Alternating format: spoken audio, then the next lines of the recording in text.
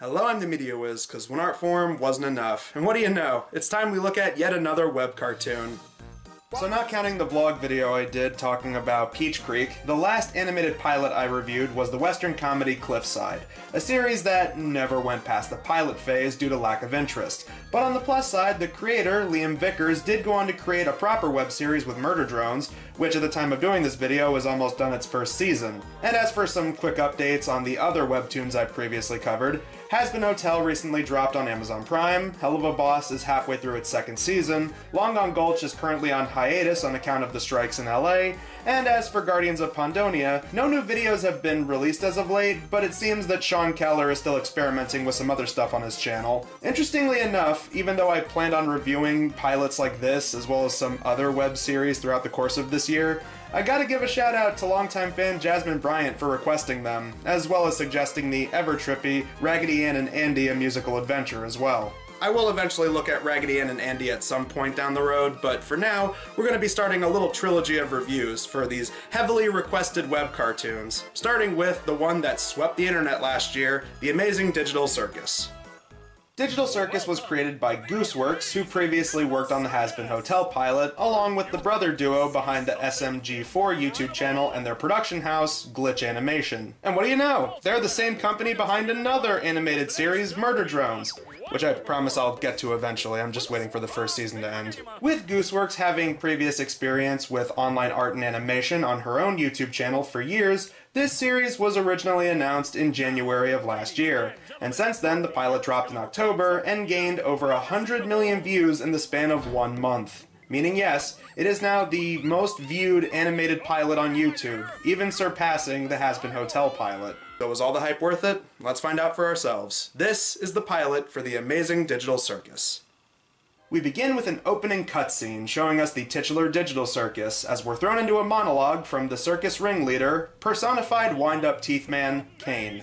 My name is Kane. I'm your ringmaster, and I'm here to show you the most jaw-dropping, heart-stopping, mind-bending paraphernalia you've ever laid your eyes upon! Isn't that right, Bubble? That's right, Kane. I can't wait to see what you've got cooking up for today. Well, let's not waste any time. Let's get right into the show! After a character rundown, excluding this clown guy here, the opening is broken up on account of a new arrival. Move Over Fortnite, a 90s computer game were the ones who really paved the way for DLC and new accessible characters.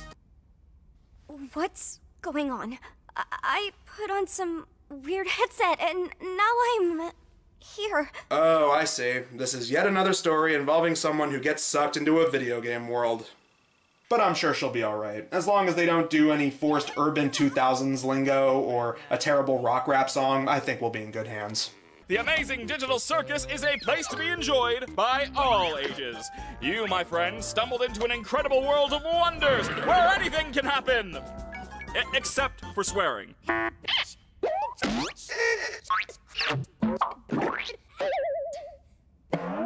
Huh, so not only were they ahead of their time with new accessible, downloadable characters, but they also had COPPA pre-installed as well.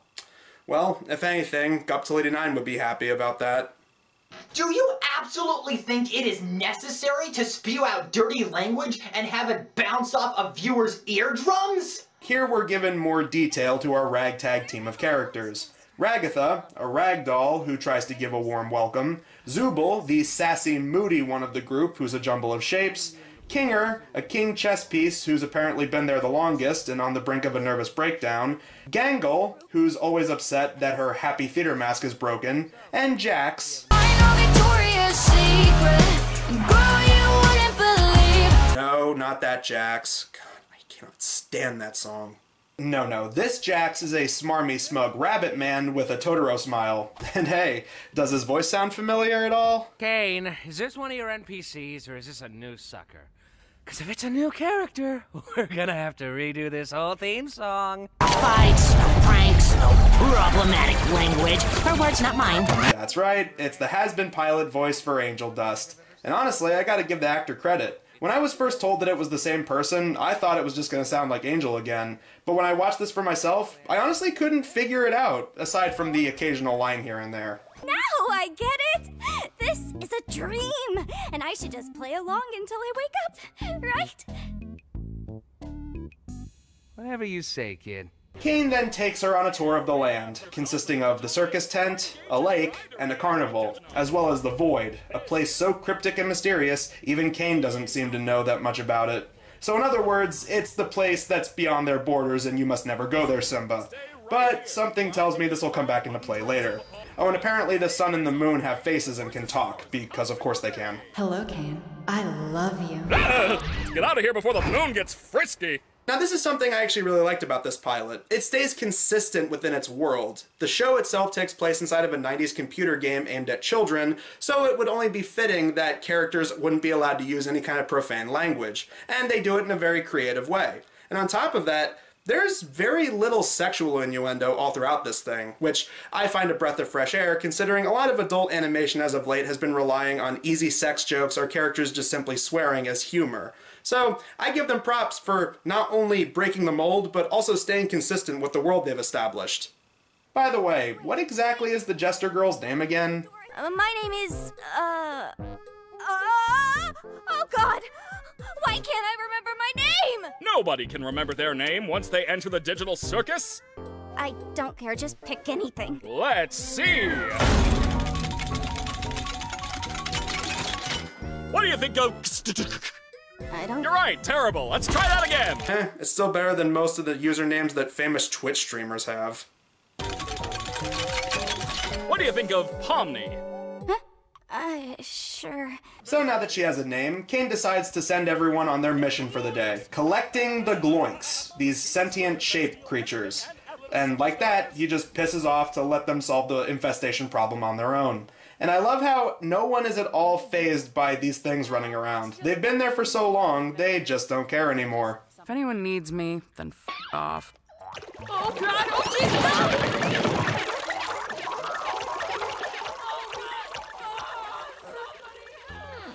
Oh no, they killed Zubul. Anyway, you guys want to go get something to eat? Oh, wait! We should go check on Kaufmo. Apparently not even after one of their own gets kidnapped.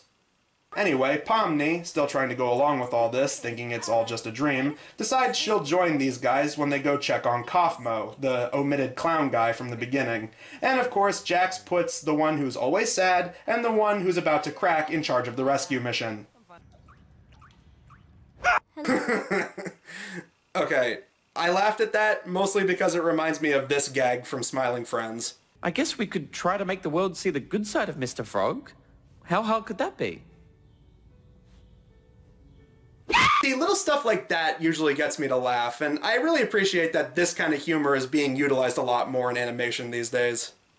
Hell, I thought they were going to make an obvious sexual innuendo in the following scene, and I was genuinely surprised that they didn't. By the way, I may have left something in your room today, so let me know if you find it.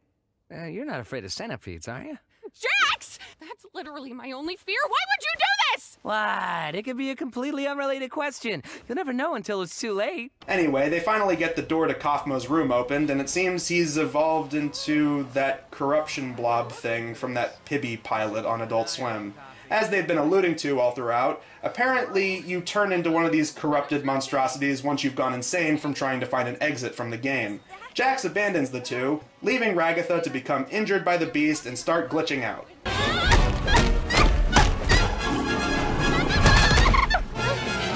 Hey, Pomni. Thank you. Help me out here. Oh, damn it, Commodore. Even the restore button's not working. I swear, games for this system were just not made to last.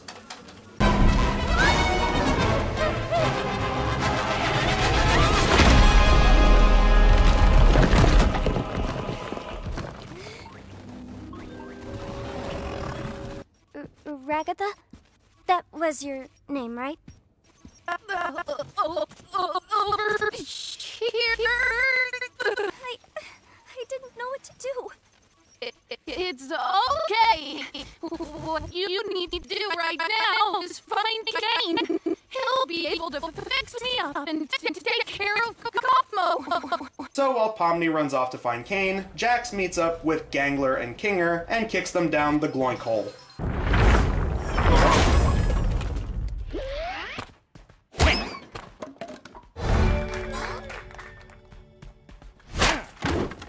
As they go wandering in search for Zubul, they discover the queen of the Gloinks, which looks like that sandworm thing from Beetlejuice, played by another has-been and Murder Drones regular, Elsie Lovelock.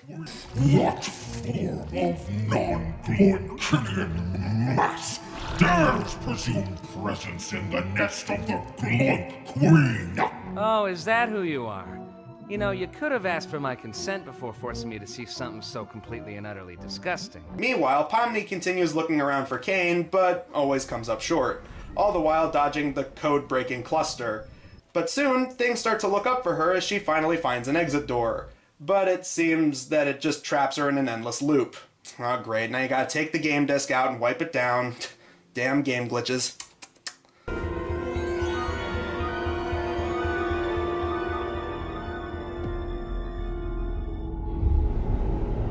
Oh my god, she just left Digital Circus and now she's stuck in that Backrooms game.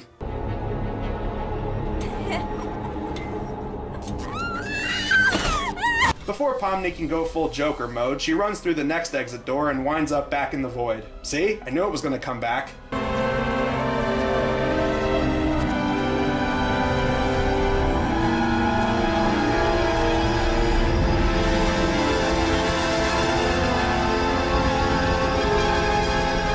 You know it, that's what gets Kane's attention as he saves Pomni from the void.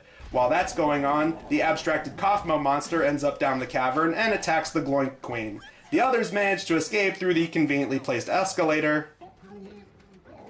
Wait, Pomni's not even here? Wasn't this whole thing for her? Be quiet. I can't hear the escalator. Kane returns Pomni, fixes Ragatha's glitches, and congratulates the team on a job well done. Oh, and locks away Kaufmo in a nondescript hole in the floor with a bunch of other abstracted beings. But hey, no time for that. Time to feast on food that looks like it's straight out of an N64 game. And let's end on a face that launched 1,000 memes.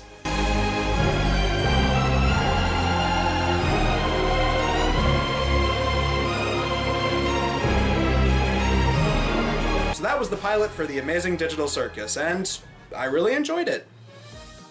On one hand, it has a lot of the same quick-paced, spastic energy and in-your-face characters like Hazbin Hotel and Hell of a Boss, but doesn't rely on the same kind of vulgar humor, instead leaning more into its own thing, with more dark comedy that showcases the misery and lost innocence behind happy-go-lucky kids game characters. On the other hand, the humor is very similar to the surreal humor and dialogue-heavy character relations of something like Smiling Friends, with heavy emphasis on the character interactions, humor based around editing, and the out-there visuals. The character designs and animation look great, capturing the intended 90s computer game look. The characters are entertaining, and while some of the character types can be a little overplayed, they still do enough with them to keep them new, fresh, and interesting. But my main praise here is the vagueness of the story. Being a pilot, it gives enough to establish the important things, while keeping other things mysterious and unexplained so that they can expand upon them later.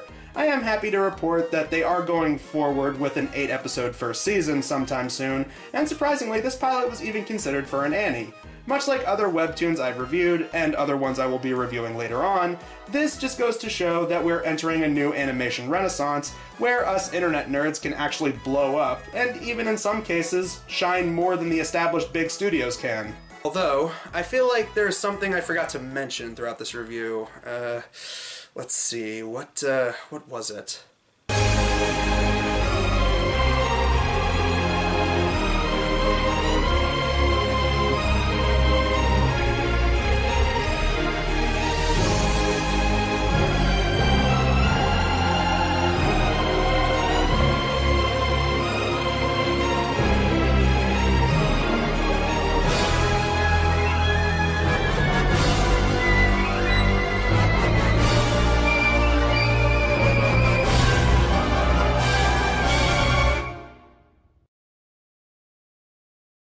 It's probably nothing important anyway.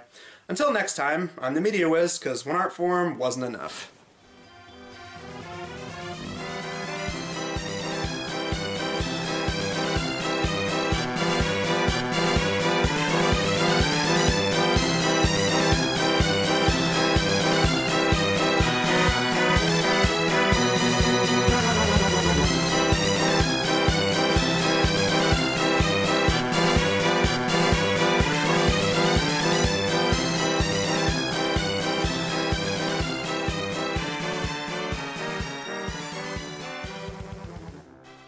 let's see if this works. Load, parenthesis, asterisk, parenthesis, comma, 8, comma, 1. Oh my god, you know what? I give up.